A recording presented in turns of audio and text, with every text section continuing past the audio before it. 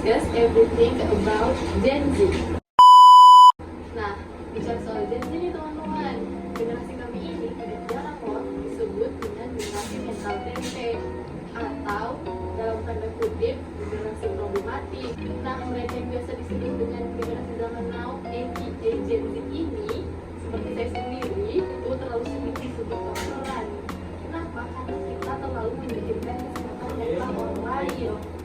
Nah, jadi ujung-ujungnya itu jadi ajang adu mental lintas generasi. Padahal topik ini tidak akan pernah ada ujungnya loh. Dan sampai saat ini sudah ada 6 generasi yang familiar sebutannya, dari Boomer, Baby Boomer itu dari kelahiran tahun 1946 sampai 1964. Lalu ada Gen X dari 1995 sampai 1980, Gen Y dari 1980 sampai 1996, terus Gen Z dari 1997 sampai 2013, dan Gen Alpha. Nah, kenapa sih Gen Z itu disebut dengan generasi unik?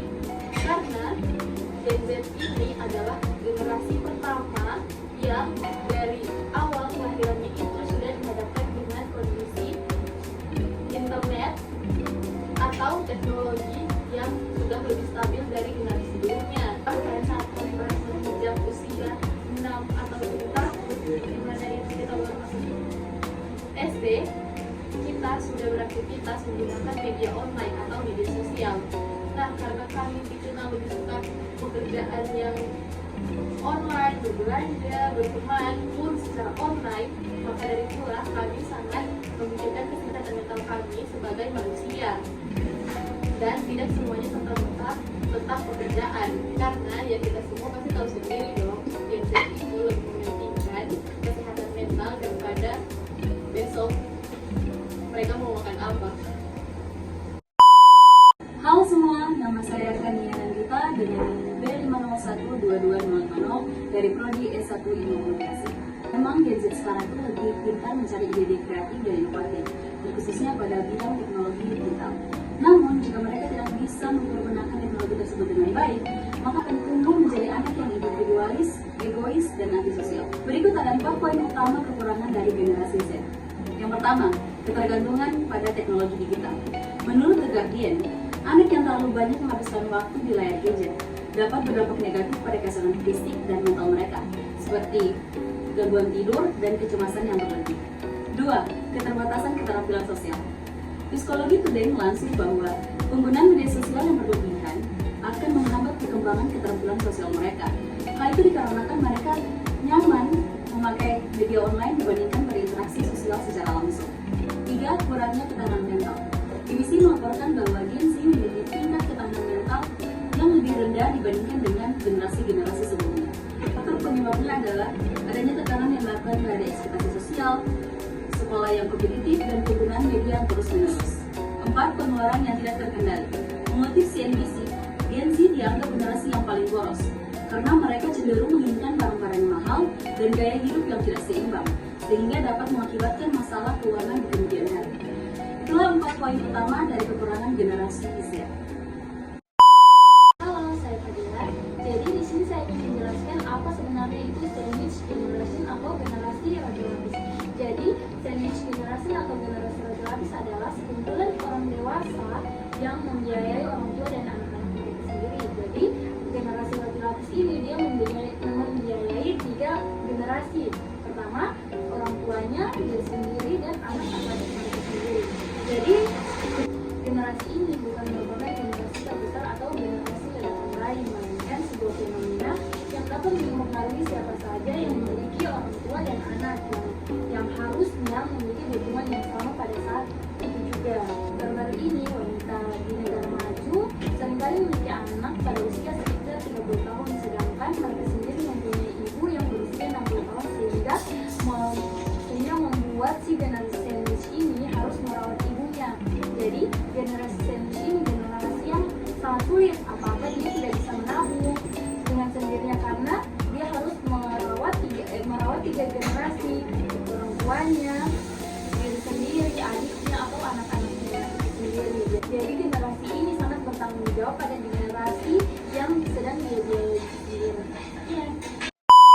Perkenalkan, nama saya Muhammad Zikri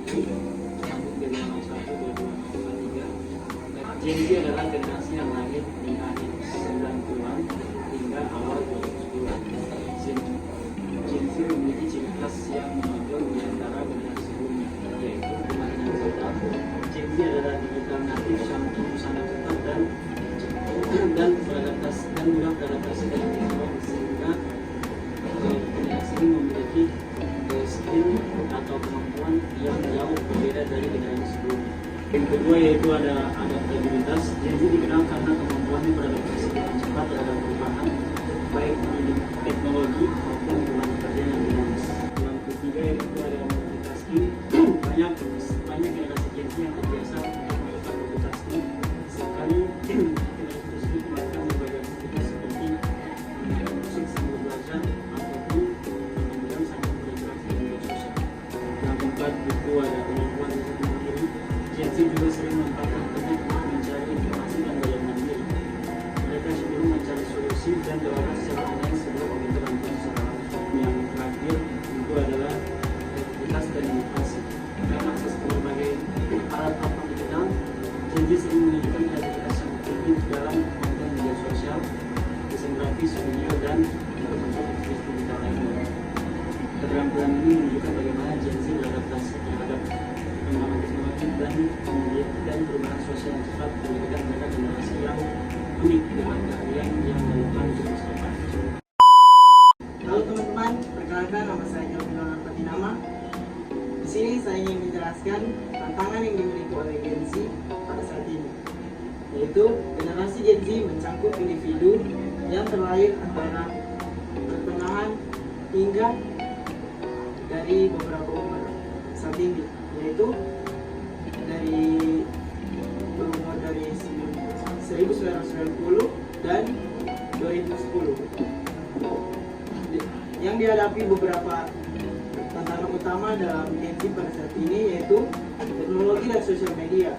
Teknologi dan sosial media ini, sementara teknologi menawarkan banyak peluang dalam negatif, sosial media seperti cyberbullying, kecanduan dan dampak terhadap harga diri.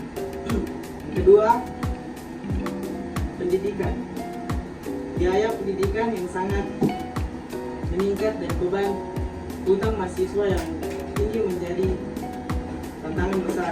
Selain itu, pandemi telah mengubah cara pendidikan diberikan dengan pergeseran besar pembelajaran daring yang memerlukan adaptasi cepat. Dan yang ketiga yaitu lingkungan. Lingkungan di sini merubah iklim dan masalah lingkungan menjadi perhatian besar dari Gen Z yang merasa bertanggung jawab untuk mengambil tindakan atau keputusan nyata guna menyelamatkan planet ini. Dan yang terakhir, politik dan sosial. Ketidakstabilan politik yaitu ketidakstabilan sosial dan isu-isu seperti rasisme, genre, dan hak asasi manusia menjadi perhatian utama Gen Z yang sekarang ini memperjuang perubahan, tetapi juga menghadapi tantangan dalam membawa perubahan tersebut.